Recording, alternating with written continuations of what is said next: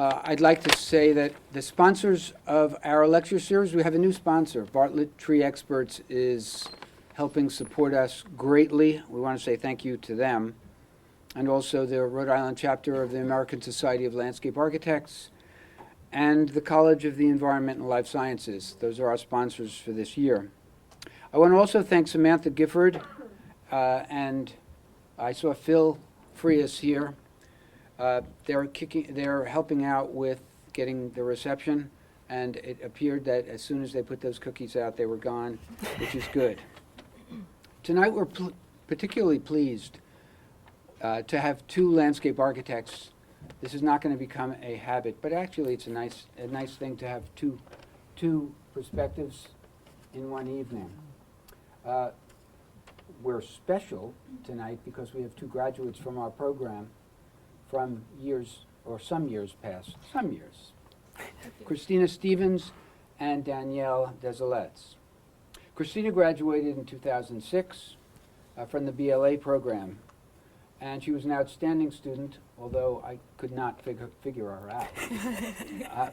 But as soon as she graduated, she was hired by Carroll Johnson and Associates and has been there ever since. She works on international large-scale master plans and is often involved in mixed-use developments that are sustainable, transportation-focused, pedestrian-friendly, and culturally significant. And then she threw in equestrian also. So she works on equestrian projects as well. She's a great friend of our program. She comes up here, as does Danielle, to critique our studios and to help out in any way that she can, which we appreciate very much, and thank you for it. Danielle Desilets is an associate with Carroll Johnson and Associates, where she has worked since 2006. Danielle graduated before Kristina, and she went to Cornell University to get an MLA, and so she then came back and joined Carroll's office. She's currently working on Champlain College. She works on campus design, embassy design, and other master plans. She's a project manager for a new performing arts center at Hobart and William Smith Colleges, so she does do campus master plans and designs. And she's also interested in cultural, historic landscapes, and also works on some of the more significant older landscape projects in the office.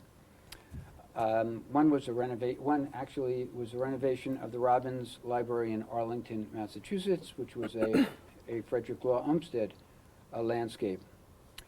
She's registered in Massachusetts and Connecticut, active with the National Trust for Historic Preservation and the National Association of Olmsted Parks. But most important for this evening is that I've asked them both to come here because they're graduates of our program, and they sat where you sat years ago, and I think it's critically important for them to share with you the process, the pressures, the changes that have occurred in the profession so that you can benefit, and then you can all accost them and ask them for jobs at the end of this. So I'd like to, who's coming first? Okay, so I'd like to introduce Danielle Desilets. Thank you. Good evening. Christina and I are going to share the stage a little bit tonight, so it'll be a little back and forth here, but I'm going to start with a little, because Christina and I both are at CRJ and have been since 2006, I'm going to start with a little CRJ intro before we get into more of what we actually do at CRJ and what we have done for the last several years. So CRJ, or Carroll R. Johnson Associates, is a landscape architecture and environmental planning firm. We have offices in Boston, Knoxville, Tennessee, and Shanghai. Carroll herself started the firm in Cambridge in 1959, and she is still practicing. She comes in more or less every day, a few hours a day, and picks some great projects to work on, and that's when she's not traveling or lecturing around the globe. We currently have about 60 people in our office, and I think we're one of the I'd like to say we're one of the largest all landscape architectural firms in the area. At CRJ, we practice just about every type of landscape architecture in every realm. We do very little residential unless it's large mixed-use planning or something. Christina will talk more about that. And minimal golf course design, but pretty much anything else up here we do. Our clients are local, national, and international, and they're both public and private. Our design approach integrates natural systems with built features, achieving high-quality, cost-effective solutions through the use of environmentally sensitive design. And we think we're adept at working with complex sites where standard design technologies may not always be suitable. You may know our work from here on campus. We've been fortunate to, we've developed and built landscapes for the Ryan Convocation Center, the Freshman Village Big Six, Hillside Residence Hall, Hope Dining Hall, Little Four Dorms, as well as the Campus Visitor Center in the Ranger Green and the Pharmacy Building. The CBLS site in Rain Garden was part of the larger planning for the North Science District, which we worked on for a site and stormwater design. And CRJ developed the 2008 Campus Master Plan. We worked on, I think the chemistry building is slated to be under construction next year, and we're currently working on the College of Engineering Master Plan, as well as the Fine Arts building, which is actually my first URI project since being at CRJ, so I'm pretty psyched about working on that and coming back. And I think right now we have 6 URI grads in our office. We've had more in the past, but right now we've got a solid group. So they only let us out of the office today if we promised to give you that good stuff about CRJ. But now I'll tell you the really interesting stuff. So as Will mentioned, Christina and I are both graduates of URI. We finished a few years apart here, and we have different paths to get here, and we both ended up in 2006. We also have very different roles at CRJA. So per Will's request, we'll talk about how we got here, what led us to landscape architecture, what we do, including the type of projects that we work on. And like I said, Christina and I have pretty different roles, so we'll talk about more or less our day-to-day activities, and hopefully that gives you a good cross-section of what it's like to practice landscape architecture. So with that, I give it to Christina.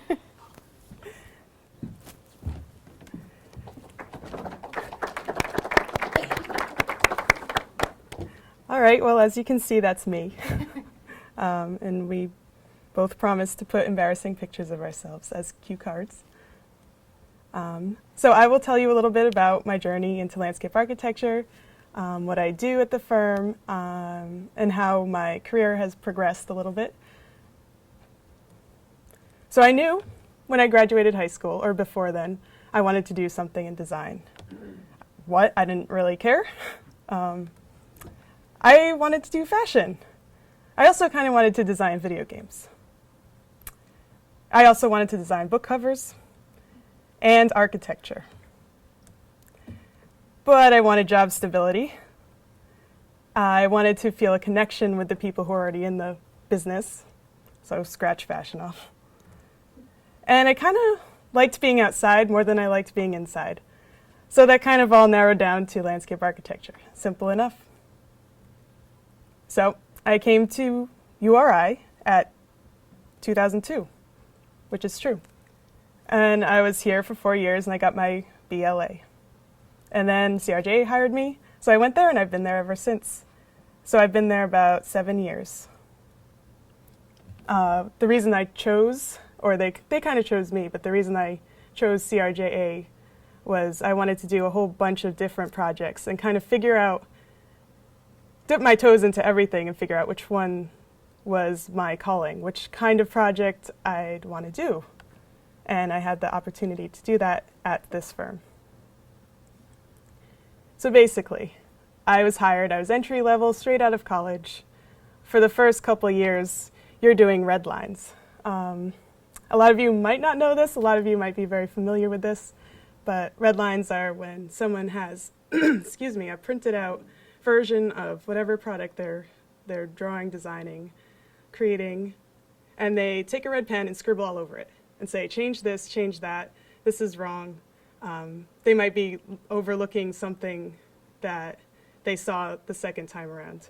They give it to you, and you just kind of methodically go through and change all the things that it says. You take your yellow marker and strike out each one that you do, and you're not actually producing anything of your own, but you're learning an awful lot. And then after that, you start to get a little bit, or at least I did, I started to get into graphics. I was rendering plans, doing a little bit of CAD work. After that, sort of getting into design, a little bit of design studies, which will inform what the people above me will actually design. So I help them think about it by doing my own studies. And throughout it, there's drafting. You will be drafting forever. You draft in CAD, you draft in Photoshop. You draft by hand sometimes, sort of. And then now, you can't see it, but there's bars down there, I promise.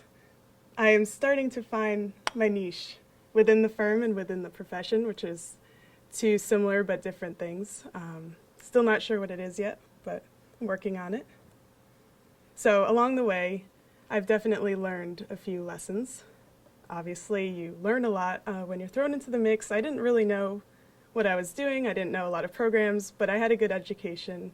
And I have a good brain on my shoulders, so I jumped right in. So I'm going to do a little rapid fire lesson learning here. These are the 5 categories I'm going to go through. So communication, design process, workflow, organization, and tell you a little bit about what the international projects entail.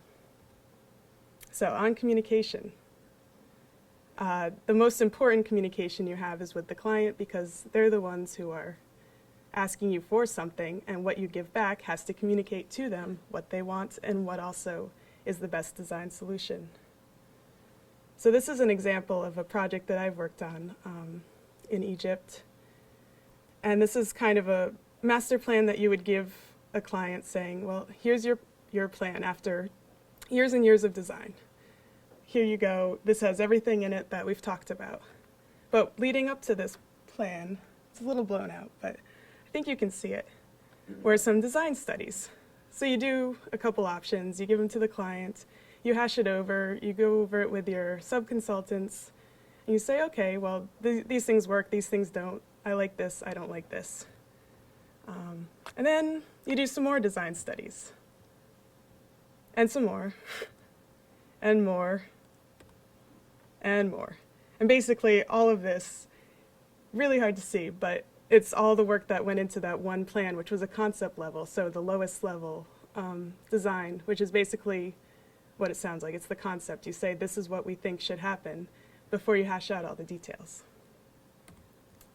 Another way we communicate with clients is we use a lot of sections. I'm sure you guys who are in school do this a lot. But what I didn't realize is it's really important for the people who aren't landscape architects. They see a section and they see things that you can actually see in real life. You're usually not floating above the world, so they kind of understand trees and people and cars when they see them like that. But the real moneymaker would be when we get renderings done. This is done by, a third party, but we often have to create these renderings at the final stages of the design to show the client, this is what we're talking about, because a lot of times they see a plan, they think they don't even know. So sometimes you have some very informed clients, but a lot of people, they aren't landscape architects, so they're going to look at a plan and not know what it is. The other kind of communication we do on a daily basis is you communicate with your project team, which means the people you work with within your office and within other offices, and how you get one coherent design between all of you. Design does not happen in a vacuum. So this is what happens. All of these and more, I didn't think of everything, but these are all the different factors that go into one plan. And any one of those can bring in their own design, their own ideas, constraints, opportunities. Another way we communicate within the project team, which also may include the client, is we do lots and lots and lots and lots of diagrams. So we're here communicating some very sophisticated, very complicated ideas in as simple a way as we can, because these kind of bold graphics are something we use on a daily basis. You actually put a lot of time into them, but the payoff is very, very good. So on the design process, I wanted to share this because this is just what I was doing yesterday. I spent a day, I was designing a seat wall. It's a custom seat wall. But this is one day's work of the iterations of a single 2.5 meter seat wall in SketchUp. And That's what I spent all day doing. I did seat wall after seat wall after seat wall. So the design process often requires a lot of repetition. And hopefully at the end of the day, you can compare and contrast and figure out what you actually need. What happens in our office, it's different in every office, but we have these kind of pods where there'll be a few people working around the same kind of desk area, but they all face in different directions. When we work on a project, there is a hierarchy, which I will get into, but there are people who are brought into the project team at the beginning saying, you and you and you are going to work on this. And so they don't sit next to each other, and they won't. So you're always sitting next to someone who's working on different projects, which is, I think, is really cool because you get a bit of cross-pollination. You get to see other projects. You get to say, oh, hey, what are you working on? And I like that because then you're not seeing the same people over and over and over again. So this is actually how we work, is you need to find a space where you can all come together. So there's conference rooms, there's tables like this, which are kind of central, where people come together and hash things out within the office. This is no one in our office, but this is our hierarchy, basically. What happens on the internal project team within our office is there's the project principal who watches from on high and makes sure everything goes well. That's the person whose stamp of approval is on it. And they're involved in the highest level communications with the client. And working under them would be a project manager who's greasing the wheels, making sure everything's working fine. They do the scheduling, the budgeting, all of the hands-on things that isn't production. And then the project manager is managing the landscape architects, who there's a little bit of hierarchy within all these kind of people, but they're the ones who are down there doing everything, producing the work, helping the project manager with design studies. So pro tip, get a handle on your scheduling. This is something that took me a while to figure out, is figure out how to figure out how long it takes you to do each task. Because a project manager, if you remember the hierarchy, is going to say, hey, I need you to do some of this list of tasks. And if you can say, I know I can do this and this today and I can get it done, you'll be way ahead of the game. So on workflow. So behind every pretty face lies the complex realities of file production. So these are three, not all the graphics I'm showing we've done in-house, because a lot of times we get external renderers, but these three were done in-house using no less than 3 different programs to produce the graphic, not to mention the design that went behind all of them. So our workflow involves a lot of juggling. This is just a random screenshot. I thought it was a good example. You kind of can't see it, but there's CAD open, and the CAD is informing the Photoshop in the background, which you really can't see. And then there's a hand sketch to the left, but all of these things are creating this one graphic, which will go into a booklet, which is probably a master plan booklet with text and images and diagrams. These would be the programs that I use on a daily basis, Photoshop and Design. You probably recognize all of them. I would say AutoCAD and InDesign are probably the ones I use the absolute most. And there's also plugins, extensions, and things like that that are involved in all of these different things, but at the surface level. And there's also other programs that we do use. This is an example of a really complex problem. This is not a design. This is actually a diagram that we had prepared to illustrate the constraints of this one site. There's actually a whole bunch of, there's a pedestrian underpass, there's a vehicular underpass, there's 2 different subway lines, a subway station, head houses everywhere, 3 different limits of work. You get the idea. So that one image, there's actually a whole series of those images, but each one was created by using our AutoCAD plans. And those AutoCAD plans were printed into PDF, which were imported into Photoshop, and we did some magic in Photoshop. And those Photoshop files were linked into InDesign. The InDesign because of the client's requirements, we needed to create an actual PowerPoint. That was their file type that they needed. So those InDesign images actually were exported to PDF, saved as JPEGs, and placed into a PowerPoint. And so when you're using all these programs, I would suggest learn to use them. I know you know how to use them, but extensions, plugins, macros, and scripts will really allow you to use them to their full potential. But as you saw with our little delay, you can't read that, so this is pointless. This is a fatal error. And these problems are going to happen. Other examples of errors, this is 30,000 errors were found in a CAD file. This is you can kind of see that one. It's not actually a language, it's just random characters that came up when my CAD was crashing. And there's always this. You're going to deal with these things all the time. But I'm going to say, also going back to the scheduling thing, you know these problems are going to happen. Things probably won't go the way you plan. It's okay. Just plan for it. Know you're going to have to do some troubleshooting because it's inevitable. Know that something's going to pop up at last minute. Your ink's going to run out. You can't print. What do? Just relax and know that that's part of the plan. It's part of getting stuff done. On organization, this helps get stuff done too. This is one of my big, aw man. So you can't see a whole bunch of pages which are CAD standards. In our office, we have kind of general CAD standards, which includes where to save your files, what to name your CAD layers, what to name your files, things like that.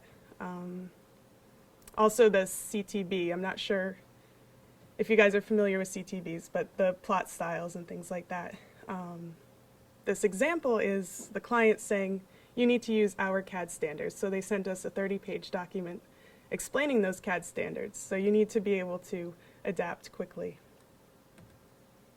This is another one of my best friends, is the sheet set, which keeps all your sheets organized. And when you work on projects that have hundreds of sheets, being able to have them all in one file is phenomenal. So I would suggest, if you don't know what a sheet set is, please go out and research it right now. This is another one, is layers in CAD and in Photoshop.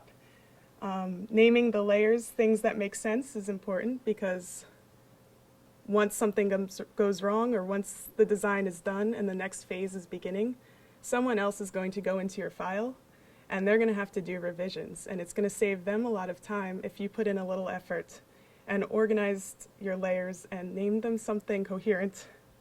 And they'll actually know how to change which one's the trees, which layer's the buildings. It's pretty simple, but it's very important, I think. Another way to get past all these problems that come up is to archive your files. I think this is important as well.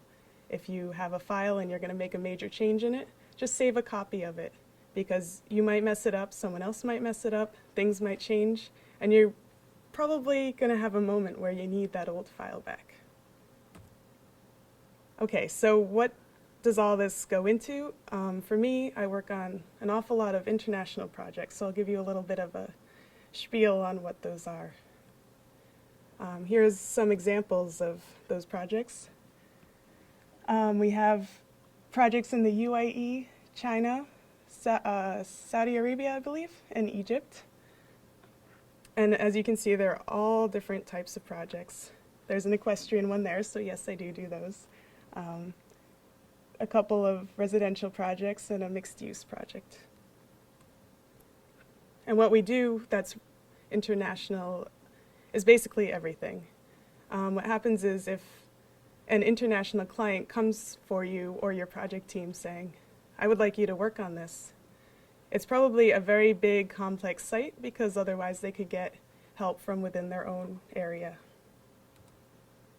Now this, I have not gone to most of these places, or any of them really, but if you could see the map, you could tell that there are a lot of different areas that I've worked on projects in. That cluster to the right is Inner Mongolia in China, I promise. There's the Middle East and Saudi Arabia in the middle there. Europe's up there. And then there we are in that cluster to the left, and that's Alaska, way in the upper left.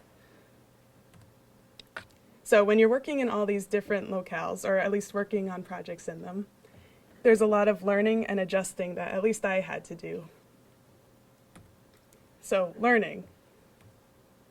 Local construction techniques, the codes, the available materials are always different.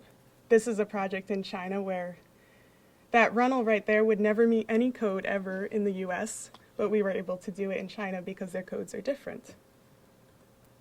Culture, there's obviously some similarities between cultures between the US and some of these locales, and some differences, even personally with my own personal culture and faith and this and that, and those of our clients and the users. So this is actually an example of a site where there's a mosque, which is, I get to learn actually a lot about Islam from doing a lot of projects that were focused on Islamic clients. Now units, this is a cool one. These two are both projects that are equestrian. And so when I was working in them, we had to use the local units. So I had to learn to use moos and fedans. And that's the units that these projects were in. I think they both are something about animals plowing in a day, something like the acre. I couldn't tell you exactly what the moo is, but we used it. Language. So a lot of the documents we send out, we get translated. A lot of the documents we need to use, like this is an example of something you can't really see, but it's design guidelines from Tel Aviv. Those are some sort of weird play equipment. So you kind of have to use a lot of Google Translate. Now adjusting, when some things aren't exactly as you're used to, you do have to make some adjustments in how you think and how you do things. Time zones. If you remembered back to the map you couldn't see, there are a zillion different time zones across the globe, and you're working with them. So when you have a deadline, sometimes it's at a very strange time. Sometimes when you have a teleconference call, it's at 10 at night because it's 10 in the morning for the person you're calling. Weekends. This is something I didn't know and you can't see, but there are different weekends in the world. So when you're working with clients who have a weekend of Friday and Saturday, you can understand how the coordination gets a little bit mucky when you want to give them something and they're not at work until Sunday.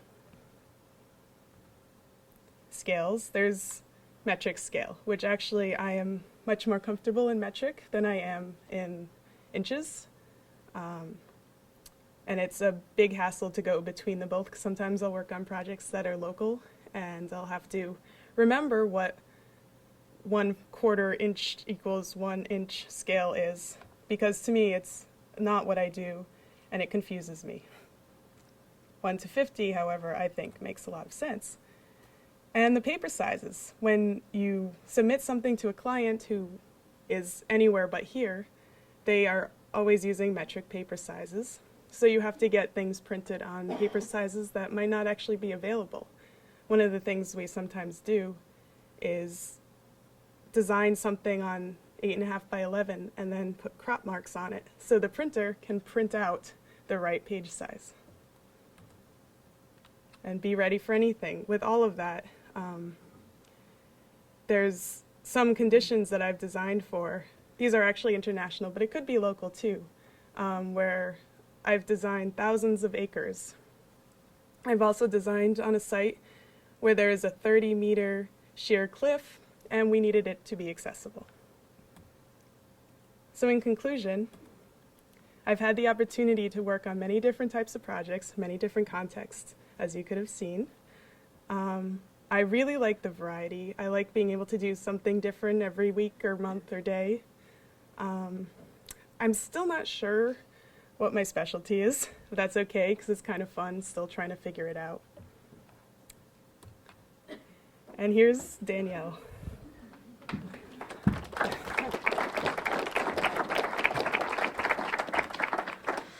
Embarrassing photo number 2. So why did I get into landscape architecture? The story I always tell people is my grandfather was a firefighter, and most firefighters, I think, have kind of a second job. And his second job was as a house painter. And I remember sitting at dinner one night, and I was in 8th grade with my family, and his business card was sitting in front of me on the table, and it said interior painting and exterior painting. And I always knew that I wanted to do something creative, like Kristina. And somewhere along the way, I thought maybe it was interior design. So I looked at this business card and I said, I'm going to be an exterior designer. And my dad said, because he knew what it was, that's landscape architecture. And I was like, all right, I'm sold. So I didn't really know what it was. It took me a long time, I think, to fully figure out exactly what it was. But I grew up spending a lot of time looking at books that my parents had for, deck construction, and they did a lot of work on the house.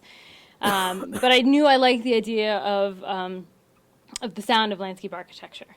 Now I know that this is kind of the big idea of landscape architecture. But I liked the idea of landscape architecture for 3 reasons. One, like Christina, I was into design and into fashion design. I always wanted to do something creative. 2, I knew I wanted to change the world, or I wanted to do something to make a difference, make things a little bit better than I left them. And 3, where I grew up, we did everything outside, eating, playing, recreating, just hanging out. We were always outside, so being outside was a big piece of the puzzle for me. So how much of this is true in my career today? Actually, a pretty fair amount. Creativity, there's no question that every component of what we do is actually definitely has a creative component, whether it's marketing, proposal writing, trying to figure out exactly how you're going to win a job, convince people that you're the best team for the job. It's obviously in the planning process, whether you're creating a full-size planning document like some of the images and plans Christina showed you, taking the big picture ideas, down to the construction detailing of the smallest detail and the smallest decision that goes into every design project. And even absolutely in the construction administration phase, it's a little bit more of the troubleshooting, but working with contractors, you always have to be creative. And I'll get into construction a little bit more later. As for being outside, it's a little bit limited, and I think for me it kind of goes in spurts. Whether it's pre-bid site walks, if you're going to a project for the first time before you have it and you're trying to figure out what the site is all about, what the project is all about, getting to know a site once you've won it, site inventory. The photo down the lower left is the Atlanta Beltline project is a 300-acre park. There's an old quarry that they're turning into a reservoir and then designing the park around it. And I just love that image because the design team's standing on this precipice and there's just one little orange cone so you don't fall over. But just, get outside to see what a site's really all about. Sometimes in the design process, you might have a meeting to look over materials, selections, or a layout, a design with a client. It doesn't happen too often, but it depends on the project and depends on the client. And definitely in the construction process. Tree tagging, this was a couple weeks ago, actually selecting the trees for a project. It's one of the treats of the job for me, I think, is going to the nursery and actually picking out each tree that I want or shrub that I want on the site and making sure it has the right character. And certainly job meetings with contractors, opportune images, making sure that they're building things the way you want it to and making sure things are going smoothly and that things get done appropriately. And as far as making a difference, I certainly like to think so. Creating places for people to gather and to recreate, I think absolutely you're making things a little bit different. You're just changing the way people experience the outside. I work mainly on parks, both active and passive recreation, trails, ballparks. We also work on a lot of campuses, both primary, higher ed. So you're shaping the way, like our work here at URI makes a little bit of difference of how you experience your years at university. I think just the way the spaces you get to be outside in and walk through every day. And I've actually and for me, working, as Will mentioned, working on preservation projects, I love the idea of people learning outside and using the landscape to help educate. So making that little impact there. And I've had the good fortune to work on the Massachusetts Fallen Firefighters Memorial at the Massachusetts State House, and that's certainly a big project for me because they have the 9/11 service there every year, and just knowing what that means to so many people is pretty cool, I think. And then community garden projects, things like that. So how did I get here? I'm going to step back a little bit. Will was kind enough not to mention, but I did graduate in 1999. And so it's been about 15 years, almost 15 years of practicing. So I knew what I wanted to do, came to URI just for the landscape architecture program. Finished up here, and because of Will's professional practice class, we had to, at one point, make a call or calls to firms in the area that we thought we might want to be in. So I called up a firm that was in central Massachusetts and started talking specific questions, and the last question we had to ask them was, are you hiring? This is a small startup firm. There was 2 guys who graduated 2 years ahead of me from UMass program, started it right out of school, and they said, yeah, actually, we're at the point where we probably need to hire someone, so send your resume. So I did. I sent it the next day. 2 days later, they called me for an interview. A month later, less than that, I had the job. So it was a great experience. It was a very different experience. I was there for about 2.5 years, mainly residential design. But I worked on this great state park, and that kind of got me thinking about preservation and the bigger picture.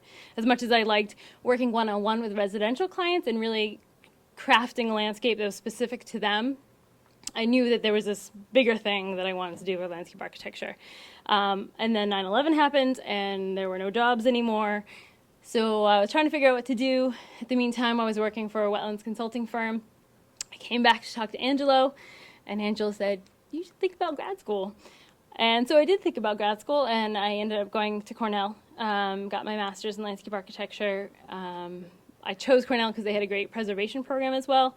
So I ended up with a degree in my master's, but with focus on American cultural landscape and historic preservation. The great thing about that was it was a 2-year program for me because I had my bachelor's, so I really got to shape the degree exactly how I wanted it to be. And one little thing I'll say about grad school is I loved every minute of it. It was a ton of work, super expensive, but I did love it. And the one thing I always tell people is think about grad school if there's something that you know you want to focus on, or if there's something more, another avenue or realm to take your profession, but don't necessarily do it just to kill time because it's really expensive and a whole lot of work. More than, it's just a lot of work. It's great though. But anyway, so then after grad school, I was looking for preservation firms, not a lot of them out there, so I ended up at a civil engineering firm for 15 months. I was the only landscape architect in the firm of 50 engineers. They think very differently than we do.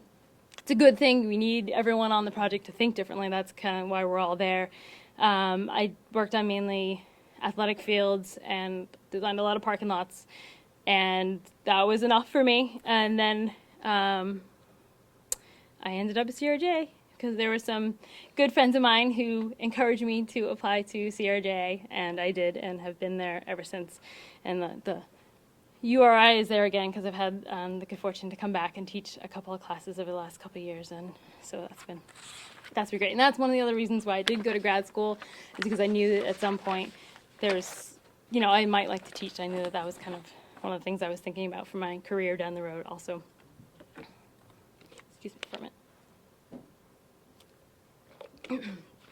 So at CRJ, like I said, we do so many different things, and there's enough principals in our office that each kind of have their own little focus that we all kind of get to work on what interests us most. When we know what it is and when we can, speak up for it, we get to work on those projects. So if there is a landscape architecture project, if there's a historic preservation project, it typically comes to me as a project manager to work on that, because not a lot of people in the office are interested in it necessarily, so that's perfect for me. I do work on a lot of parks and trails, and we do a lot of campus work. So a couple of images, I've got to work at Fort Adams. We did a master plan.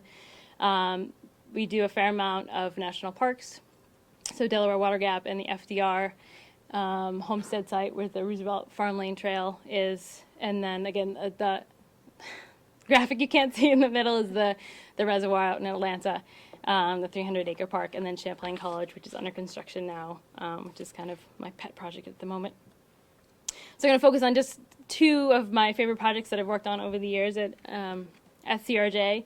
One is Cambridge Ridge and Latin. It's the only high school in Cambridge, right next door. One of the cool things about this project is that CRJ actually designed it, and it was built in 1976. So this is the second iteration of that landscape design by our office. And it was the school itself needed a lot of renovation, so as part of that, the landscape needed some updating as well, meeting new codes, and just a refreshing. So the design, the image in the upper left was done by a graphic artist that we hire sub-consultants to do most of those kind of images. And we created this big deck, which I'll get into in a minute, and then just a lot of dealing with some different issues, some different technologies that was kind of cool for me that I hadn't worked on before, resilient play surfacing, and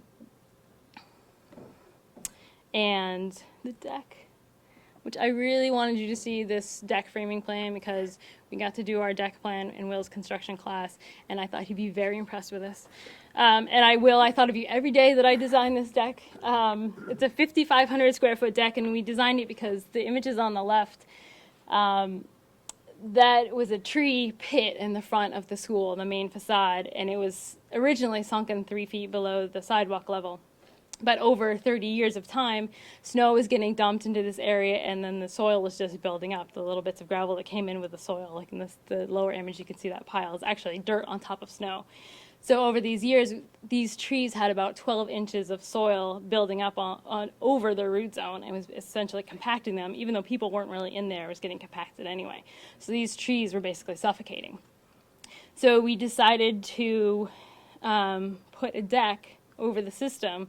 Once we removed all that soils, we did some root collar excavation for the trees, and cleared all that extraneous soil out, and put the deck in so that it would not allow additional compaction so the same situation wouldn't happen again in 20 years time.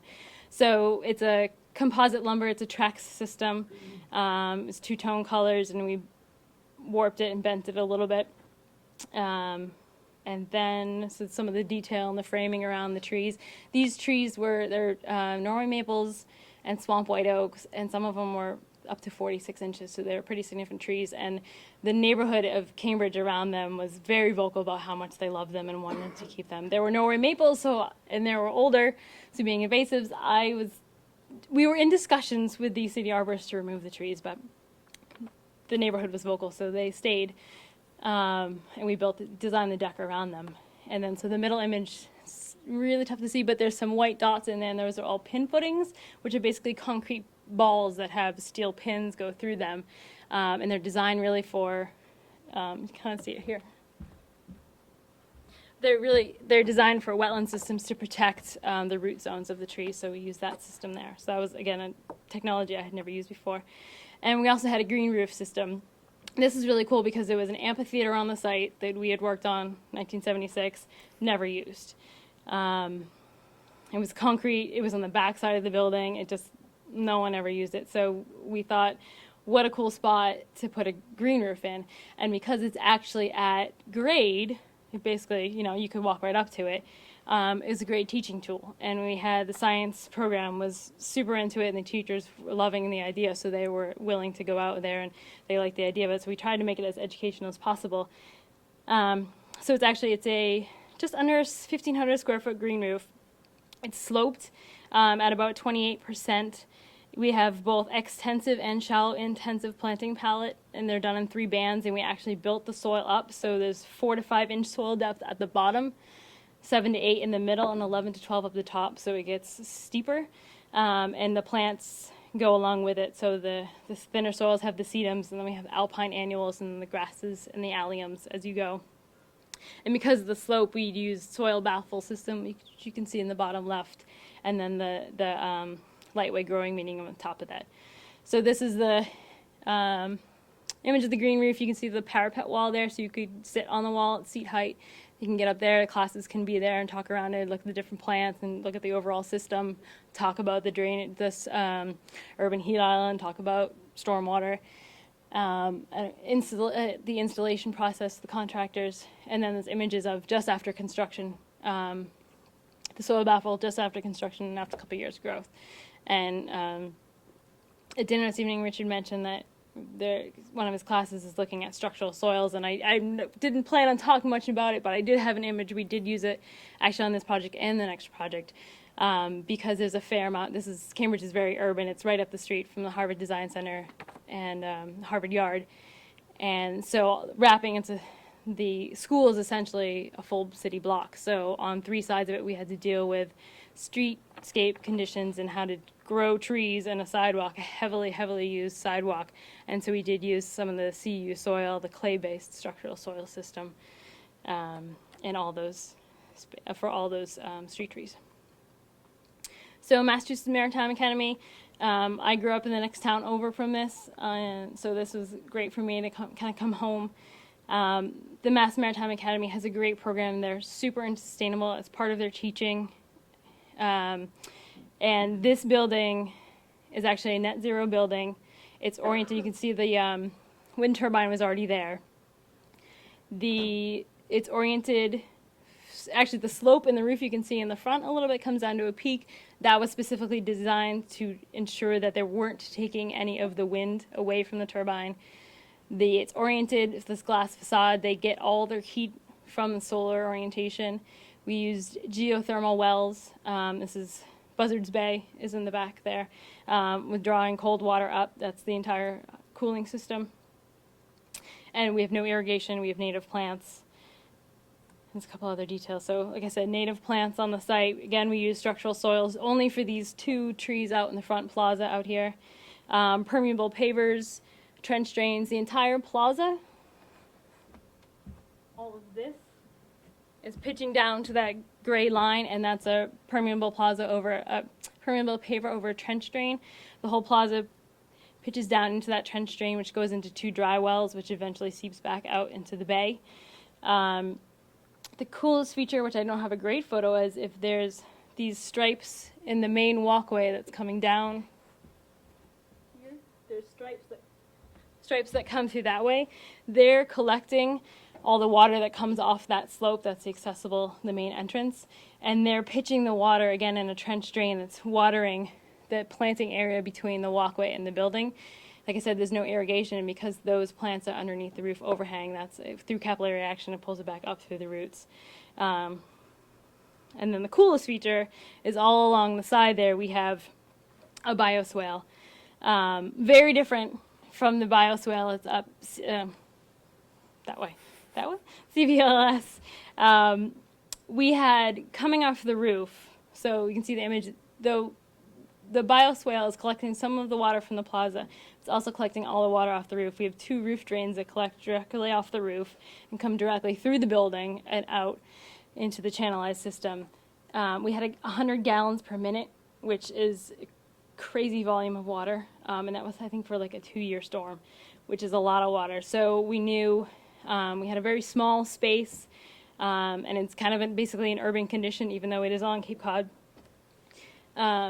And so we ended up channelizing the center of the swale, so that you can see that's all concrete, precast custom channel that's finished with river stones, and then the granite check dams along the way, which I'll talk about value engineering a little bit. We always expected, we had designed these walls 2 feet thick, 24-inch black granite walls. Hauled through the project, kept waiting for them to get cut down to 12 inches, to get cut down to 6 inches, but they win at 24-inch black granite wall, so it's my little prize. But I just think it's a nice little sequence if you can see exactly how the bioswale runs the length of the building, hits each check dam, and then there's can't see it in that image, but there's the whole through the final check dam. Then it goes into the detention basin just beyond, sits there, all the final settlements, whatever sediments are left, settle out, and then the water discharges back into Buzzards Bay beyond. Every time I've been there since this has been constructed, there's a bird in the bioswale, which I think is super cool. And just some final images of the site. It gets used all the time by the students out there. Like I said, it's at the very end of the Cape Cod Canal. And this is the planting palette that we were working off of is all natives, and that was kind of our inspiration for the palette of the site. So, what surprises me about my career so far? When I was here at URI, I never expected to get involved in preservation. I kind of think I knew maybe there was an inkling of something that I liked the idea about teaching, but I didn't really know anything. I hated history growing up. It was all about wars and leaders and presidents and dictators, and I didn't care about any of that. What for me is most interesting is people and how they use the landscape and how they live outside, and that to me is the most interesting thing. And I, like I said before, I also love that there can be an educational component to the landscape, because I don't think all learning has to happen inside. And there's so many great ways to teach about sustainability, about history, culture, health, plants, ecosystems, all that can happen outside. Probably better or easier or more directly than inside. But so again, these are some of the preservation projects I've gotten to work off. The game farm is actually my thesis project at Cornell, the state park that kind of started it all in Massachusetts. And right now I'm working on a national cemetery down in Virginia. It's a Civil War national cemetery, which is very interesting and has a whole set of its own challenges. Also surprised about the amount of interaction with other professionals or just other people in general. Engineers, preservationists, planners, architects, contractors, ecologists, graphic artists, and there's probably 5 different kinds of engineers you'll work with. Owners, clients, and residents, not always the same people. In fact, they're usually different people. Politicians, and then even within your own firm, working with marketing, working with accountants to kind of support what you do, and kind of on the project management side of it. Surprised about all the information you need to know. All those supporting classes that you have to take, you'll use at least something from every one of those. Soils, absolutely. Algebra for grading constantly. Geometry, absolutely. Botany, obviously. All those good things. You'll need to know accessibility, building code, green technology. There's a little bit of everything you need to know. And then communication, if you can't draw or write some way, you need to find a way to present your ideas to the client or to your project manager or whoever you need to basically to sell it to.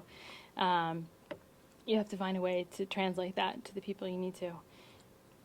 Probably the biggest surprise, and again, you can't see the maps, but is all the places that or how much I've gotten to travel, especially since being at CRJ. Kristina mentioned embassy work. We do a fair amount of embassy work. In May, I got to go to Brussels. In a couple weeks coming up, I'll be in Prague for a week. A few years back, I was in Hong Kong and Taipei, parts of the world that maybe I didn't know that I necessarily would visit or never thought I'd have the opportunity to go to. And you get a unique kind of perspective on them. And all over the U.S., or at least a lot in the Northeast, definitely. Portland, and this includes conferences too, because I do love going to conferences, and so I'll take an advantage of going a conference in Charleston and spend a couple extra days and a couple days in Savannah to see as much as you can. And it's all the wonderful part of one of the wonderful parts about landscape architecture is you can visit a city, and no matter what, you have to explore the city. That's kind of part of your job as a landscape architect. The more you see always informs your design. And lessons learned. So I'll try and go through these quickly. So this is my little synopsis of what I've learned in 15 years of practice. Most of them come in the last 5 years of a lot of construction. Like I said, value engineering. It's always part of a project. It's basically trimming your design to meet a budget. You may start off with custom designed benches, custom cut granite pavers. You'll end up with concrete unit pavers and a little more standard looking custom designed benches, or you may end up with colored concrete pavement with off the shelf benches. And I think all absolutely you still get a lovely landscape, but it's a little disheartening and it can be painful, but it's part of the process, and you know that you can still come out with, paying attention to detail, you can still come out with a beautiful project out of it, but it always happens. Something, as Christina said this too, always expect the unexpected, I think, or something unexpected always happens. No matter how well you think you've planned or how tight you think your construction documents are, something always goes wrong. The survey's wrong, utilities aren't where you expect them to be, the middle image on top, contractors decide to build whatever they want to build. There's an accessible ramp there, this whole slope goes all the way up to a street, was all supposed to be nice, even accessible gradient, but they decided to put an ADA ramp in there. I think it's coming out, we'll see, still battling.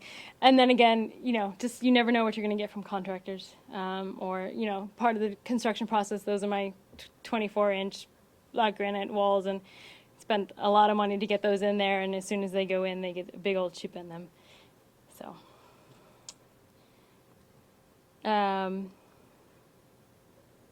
It's always good to visit a site in the rain, because you never know where the water's really going to go until you see it for sure. This was actually a flood, so this wasn't a normal condition, but it happens every now and again. You always have to explain what you do. Even family, they may never get it. That the idea that landscaping and landscape architecture are two different things.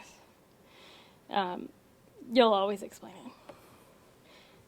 it. And I kind of polled some of my colleagues, our colleagues around us, and asked, okay, what are your tips of wisdom for practice? What are the lessons you've learned over time? And someone said, always check your scale. And that just made me cringe, because I could only imagine the construction headaches that would cause. And I couldn't even ask for the full story, because I knew it would just be too painful. Speaking of painful, this is my deck in Cambridge. They being contractors or owners, will always drive where they're not supposed to. If they think they will fit, they will drive up it. This is that deck that took a year to build.